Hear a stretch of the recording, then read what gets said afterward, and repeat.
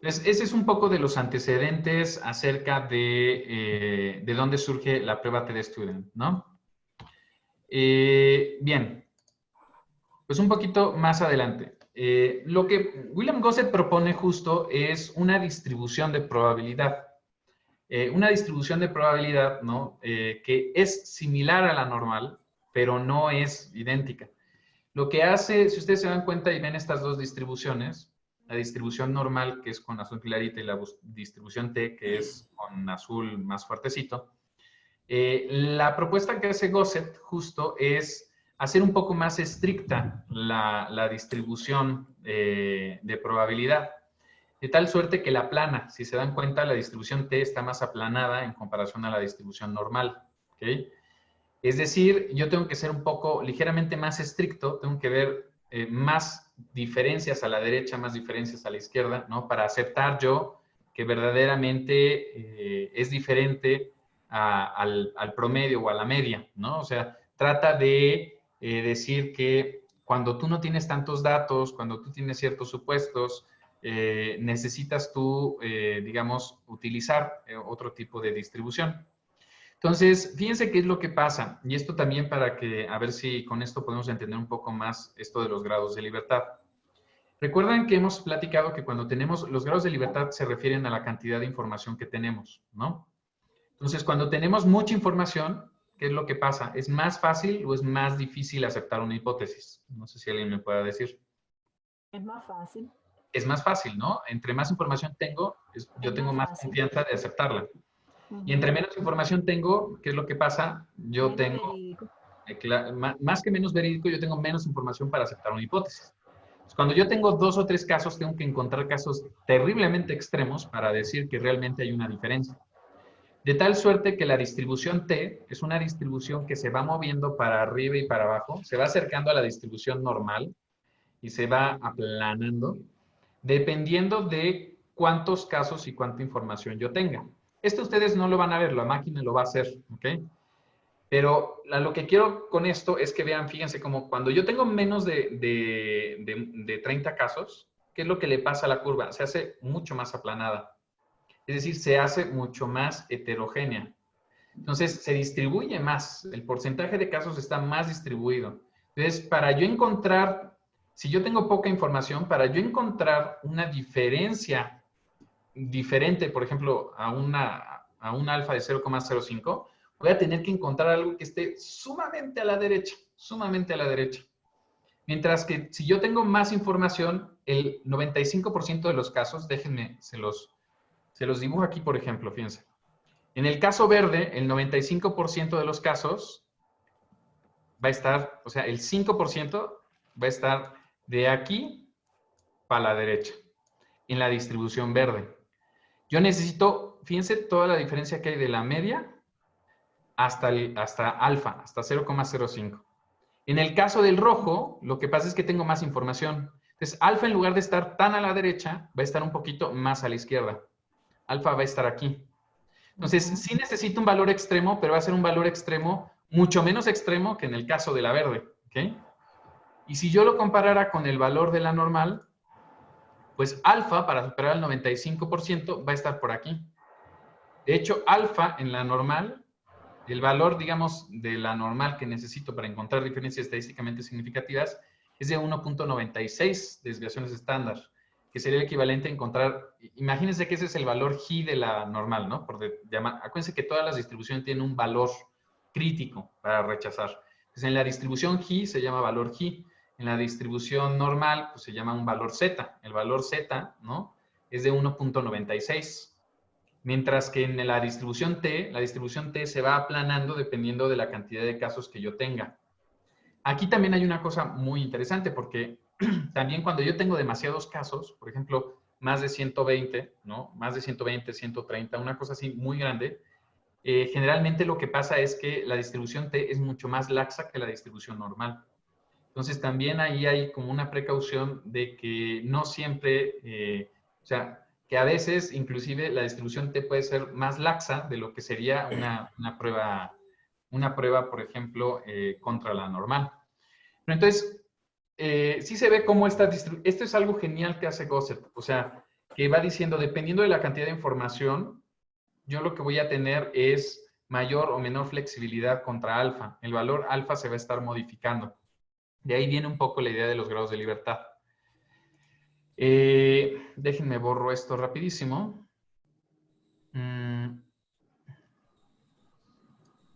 Borrar todos los dibujos. Ok. Entonces, para poder aplicar una prueba TD-Student, y ahorita vamos a ver ejemplos de cómo se aplica una prueba TD-Student, ustedes tienen que recordar que existen dos tipos de pruebas de hipótesis, ¿no? Las pruebas no paramétricas y las pruebas paramétricas. En el caso de las pruebas de la TD-Student, esta prueba es una prueba paramétrica. Entonces requiere de ciertas condicionantes que en la literatura, si ustedes agarran un artículo de investigación, ¿no? Y buscan, por ejemplo, y aplico una prueba T, lo que van a encontrar generalmente es que los autores dan por supuesto muchas de estas condiciones. Sin embargo, si no se cumplen estas condiciones, a veces es más fácil cometer un error de tipo 1 o tipo 2, que si se acuerdan ya lo habíamos platicado, es aceptar una, ¿cómo se llama? Una hipótesis nula cuando no tenemos que aceptarla o rechazar una hipótesis nula cuando no tenemos que rechazarla. Entonces, algunos de los supuestos que se requieren, primero sería que la distribución de la variable que voy a probar se asemeje a la normal. Para eso hay pruebas de hipótesis también para ver si se asemejan a la normal. Después, otro elemento que generalmente se toma en cuenta es ver si la variable cumple con esta cuestión de homocedasticidad. Homocedasticidad se refiere a que haya información a lo largo de todo el continuo, de que no haya casos extraños donde se acumule más información en comparación a otro.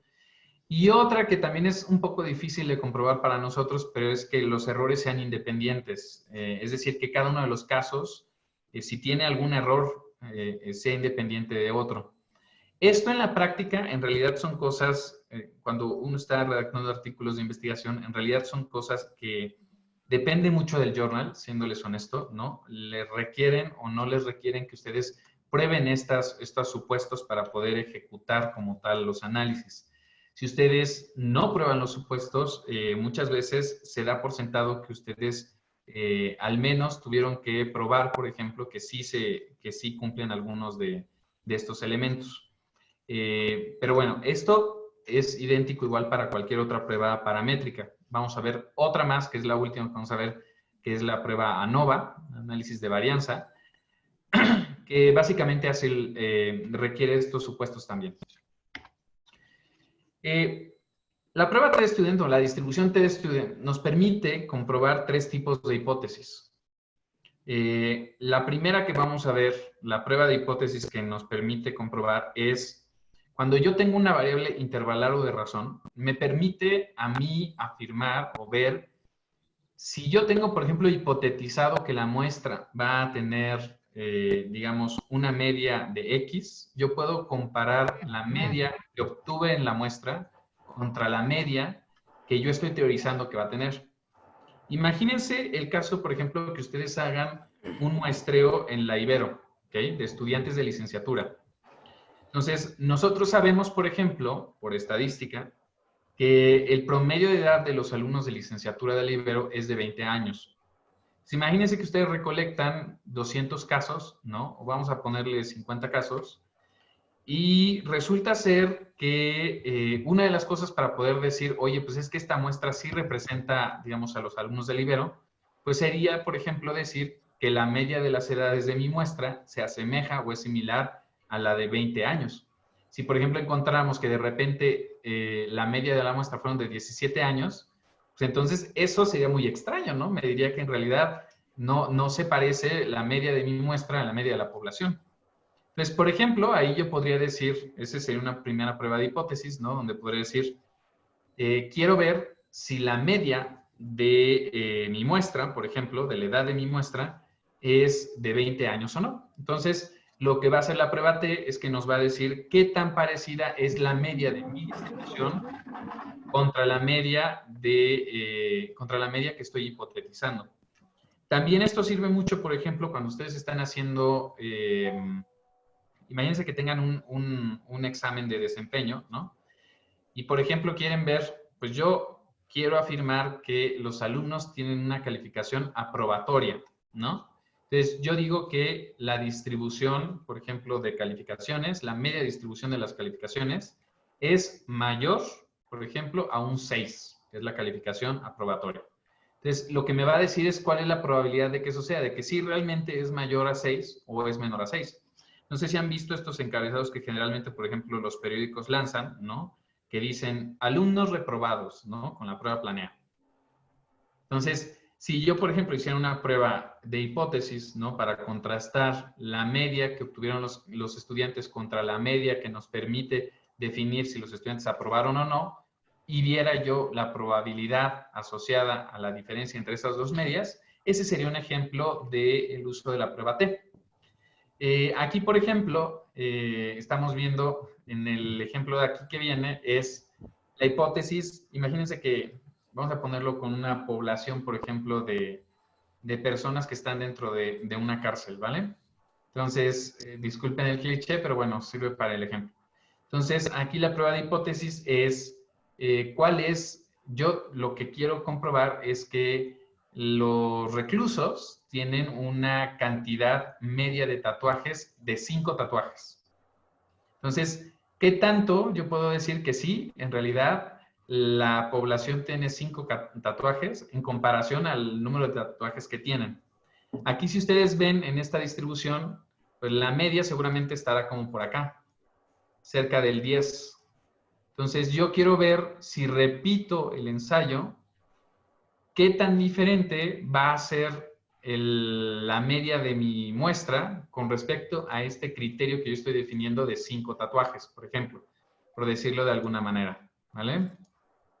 Vamos a ver, alguien tenía una duda, ok.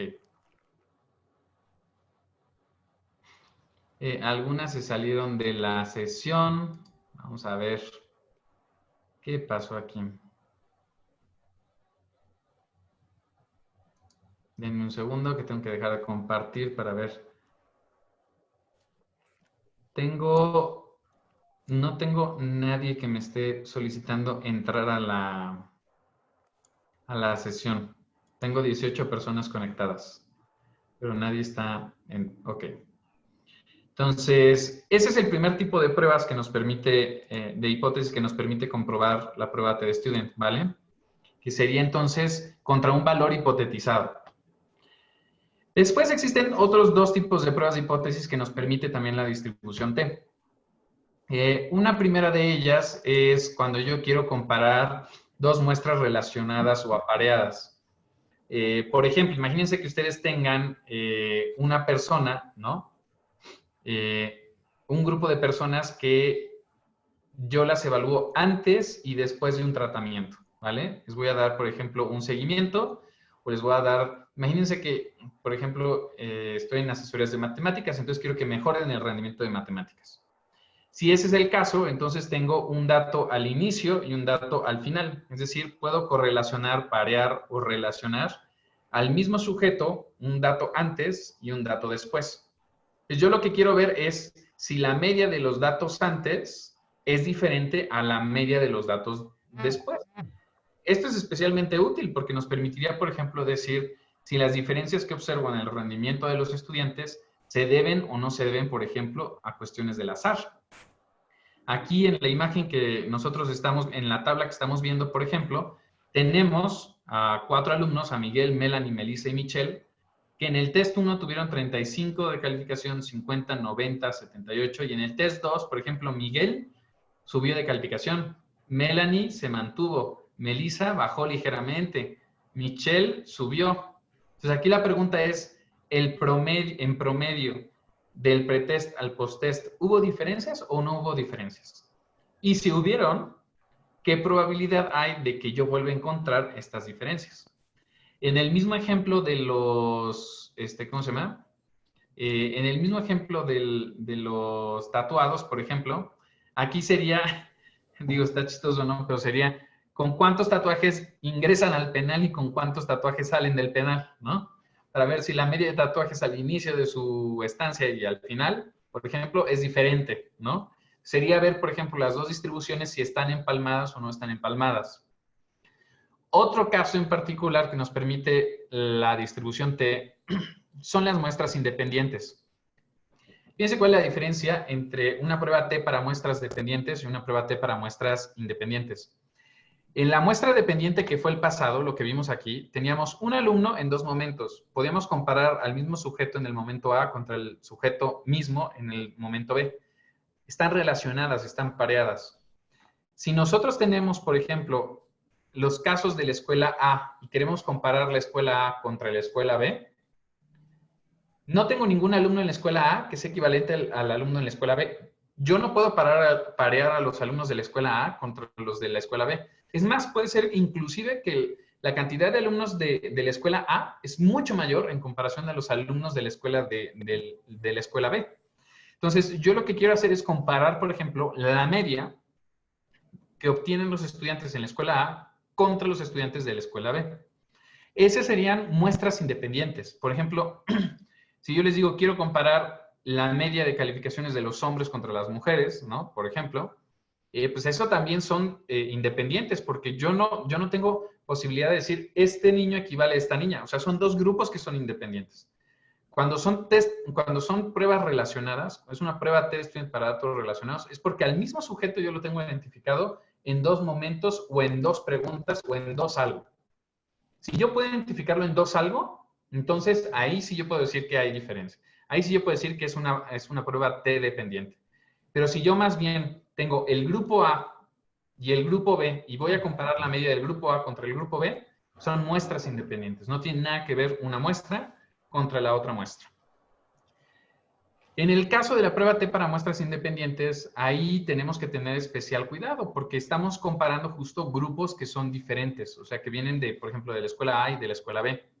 Entonces, nosotros vamos a ver que la máquina lo que va a hacer es que va a contemplar, va a ver en particular si hay o no hay diferencias en la distribución de las varianzas. ¿A qué me refiero con eso? Fíjense, en esta imagen que ustedes están viendo acá, si se dan cuenta, el grupo, vamos a decir, por ejemplo, que el rojo representa a la escuela A y el azul o morado representa a la escuela B. Si nosotros vemos ahí, el promedio, por ejemplo, parecería ser muy similar. El promedio es igual en los dos. De hecho, el promedio es de 100 puntos en los dos, tanto en el grupo rojo como en el grupo morado.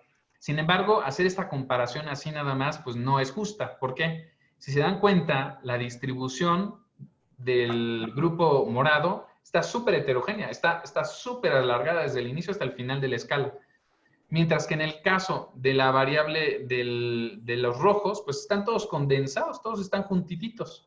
Entonces, nosotros no lo vamos a ver, ¿no? Pero muchas veces una cosa que hay que identificar ahí es si hay diferencias en las varianzas o no hay diferencias en las varianzas, si la dispersión es igual o no entre los dos grupos. En el caso de que haya dispersión diferente en los dos grupos, tenemos que hacer una pequeña corrección, se hace un cálculo diferente. Entonces, eso en particular lo vamos a ver en el programa y lo que hace el programa, les digo, es ajustar la prueba T dependiendo de si encuentra que los dos grupos que estamos comparando tienen o no tienen varianzas similares. Esa es una cosa particular que se hace en las pruebas independientes. Me preguntan si pueden ser los mismos alumnos en un semestre y los otros en otro para una prueba pareada. Claro. Sí, claro. Mientras que yo pueda identificar a un alumno en un momento y lo pueda parear en otro momento, eso es una prueba T de Student para datos relacionados en ese momento. Aunque sea semestre 1, semestre 2, pues a fin de cuentas es alumno 1, alumno 2. Entonces los puedo parear. Entonces, lo único nada más que les digo al respecto, fíjense, son los tres tipos de pruebas que nosotros vamos a poder hacer con la prueba T de Student. El primero es de una muestra, cuando yo comparo la media de mi muestra contra un valor que yo hipotetizo que tiene la muestra. El segundo es cuando yo quiero comparar a los sujetos en dos momentos en el tiempo, o puedo parearlos, puedo decir, este alumno equivale a, o sea, este alumno en el momento A contra este alumno en el momento B. Y el tercero es cuando yo quiero comparar dos grupos que nada tienen que ver, ¿vale? Si se dan cuenta, lo que estoy comparando siempre son variables de tipo intervalar y de razón. Número de tatuajes, esa es una variable de razón. Calificaciones, esa es una variable intervalar. ¿Ok? En esta, cuando estoy comparando las pruebas, son dos variables intervalares. Y en este, cuando estoy comparando dos grupos, estoy comparando una variable intervalar en los dos grupos. Cuando les decía que puede entrar una variable nominal, es en este caso, por ejemplo, si ustedes están viendo aquí, la variable nominal pues es la segmentación, si tú perteneces a la escuela A o a la escuela B. Eso es lo único. Pero en realidad lo que estamos comparando es la calificación que obtiene el estudiante. No estamos comparando la escuela A contra, o sea, no estamos comparando la variable escuela, estamos comparando el rendimiento de los alumnos promedio en la escuela A contra el rendimiento promedio de los alumnos en la escuela B. De tal suerte que aquí la variable nominal lo único que hace es segmentar a la muestra. Pero las variables que vamos a estar comparando nosotros son variables de tipo intervalar o de razón. Eso es muy importante. Es una gran diferencia con la prueba G cuadrada. Me preguntan, ¿se puede combinar para grupos independientes en 2 tiempos cada uno? Que, por ejemplo, que un grupo tenga pre y post test. Miren, si ustedes tienen un diseño donde tienen grupo experimental y grupo, ¿cómo se llama? Lo voy a dibujar acá rapidísimo, a ver si se ve, pero esa es buena pregunta. Imagínense que tienen este diseño.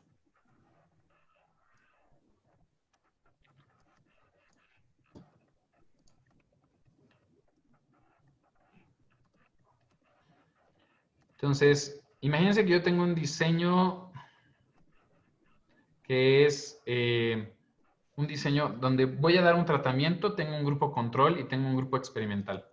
¿Ok? Entonces, tengo un grupo control y un grupo experimental. Vamos a llamarle, lo voy a hacer más grande acá. El grupo control y el grupo experimental. El grupo control, vamos a decir que tiene, el tamaño del grupo control son 20 estudiantes y el grupo experimental son 21 estudiantes, ¿vale? Y entonces les hago un pretest. Luego les doy un tratamiento y luego les doy un post-test. Pues aquí yo tengo una medición que va a ser la medición 1 del grupo control. Y aquí voy a tener la medición 2 del grupo control. Aquí voy a tener la medición 1 del grupo experimental y voy a tener la medición 2 del grupo experimental.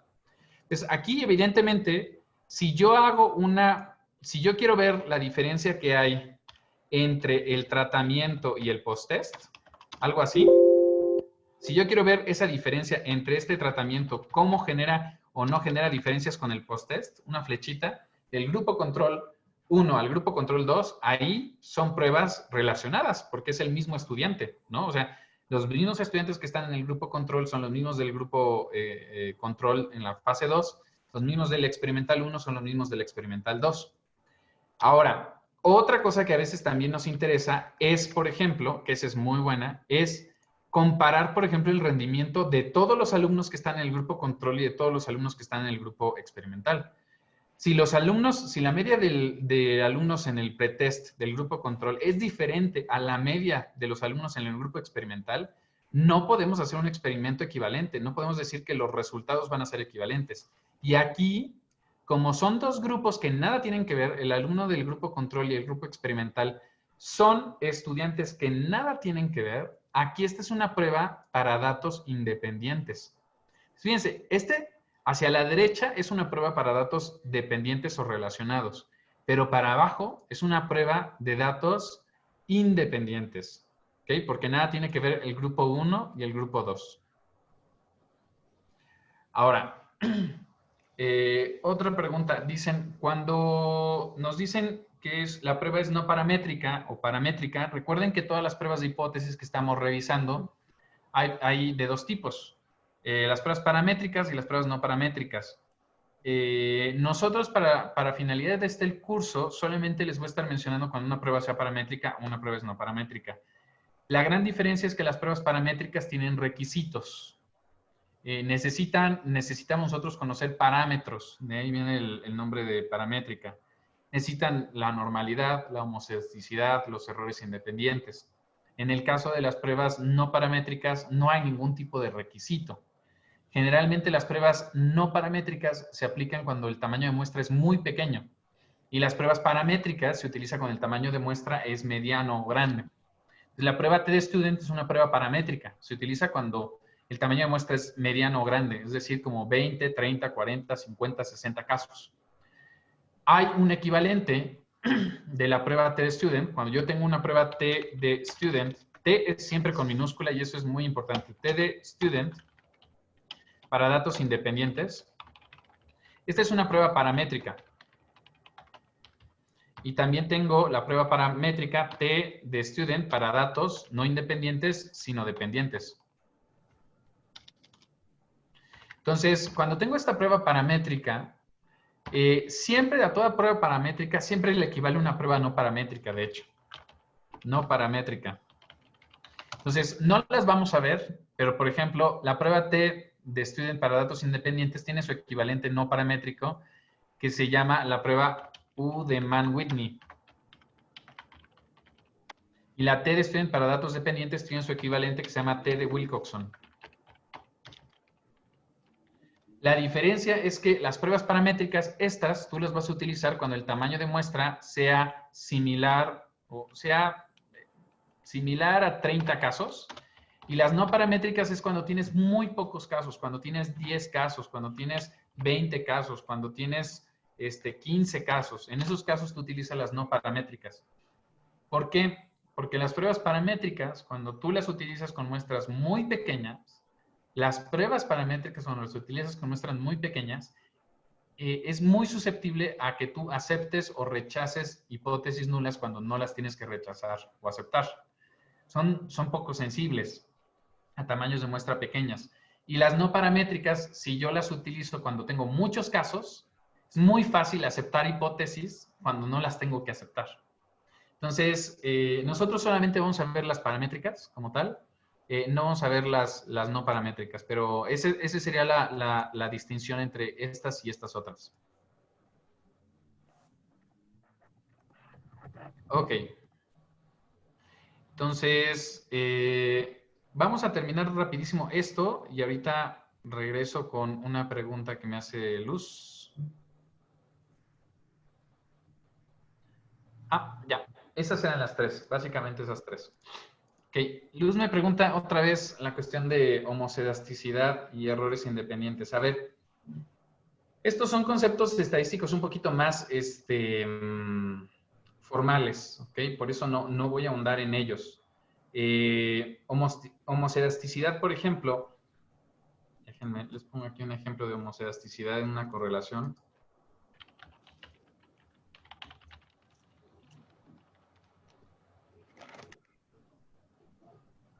A ver que esto corra, imágenes. Fíjense, aquí hay un ejemplo.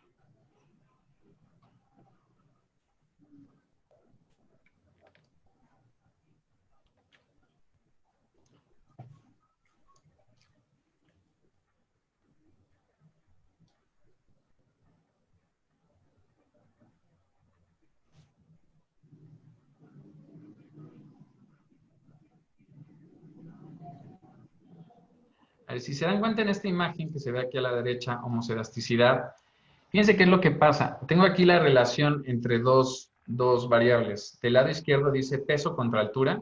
Y fíjense cómo tengo datos que están más o menos como alineados de manera uniforme. O sea, tengo información consistente a lo largo de esa relación. En el caso de ingreso contra gastos, fíjense qué es lo que pasa.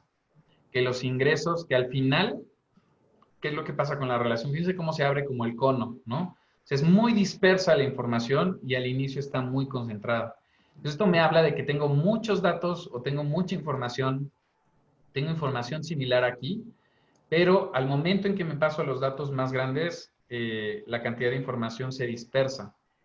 Ese sería un ejemplo de homocedasticidad. Otro ejemplo de homocedasticidad sería este de acá. Déjenme ver. Este yo creo que puede ayudar más anotar. Déjenme, borro esto, borro todos los dibujos. Fíjense cómo aquí yo veo una variable, ¿no? Que al inicio de la escala, por ejemplo, tengo poca información, pero al final de la escala voy teniendo mucha dispersión en los datos. no es constante, no es continua. Y los errores independientes se refieren a, por ejemplo, que, o sea, lo voy a sobresimplificar, pero por ejemplo sería, imagínense que estoy haciendo un examen, ¿no? Entonces, el caso de que todos los estudiantes, por ejemplo, un grupo de 6 estudiantes estudiaran juntos, ¿ok?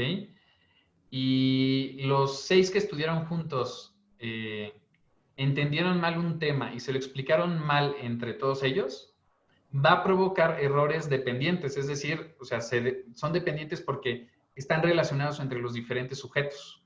Entonces, eso no es algo que permita, por ejemplo, este tipo de prueba. El error independiente tendría que ser, entonces, como que, o sea, lo ideal sería como que cada estudiante fuera un individuo independiente que estuviera aprendiendo, ¿no? Eso en la práctica obviamente es imposible y eso, tanto lo de las cuestiones del error independiente como,